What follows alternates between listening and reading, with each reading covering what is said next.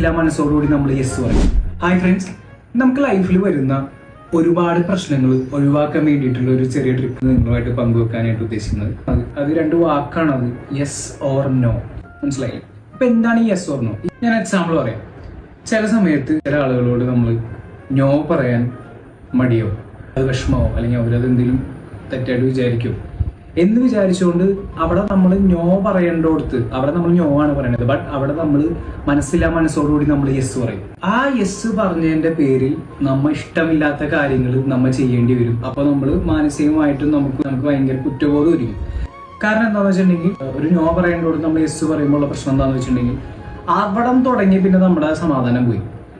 നാളെ യെസ് പറഞ്ഞു, നാളെ ചെല്ലാന്ന് പറഞ്ഞു, ഇനി പോയില്ലെങ്കിൽ മോശമല്ലേ, മര്യാദക്ക് ഇല്ലാന്ന് പറഞ്ഞാൽ മതിയായിരുന്നു. അല്ലെങ്കിൽ യെസ് പറഞ്ഞുകൊണ്ട് ഇനി പോണമല്ലോ എന്നൊക്കെ ആലോചിച്ച് നമ്മളാകെ നമ്മുടെ മൂടേ പോയി.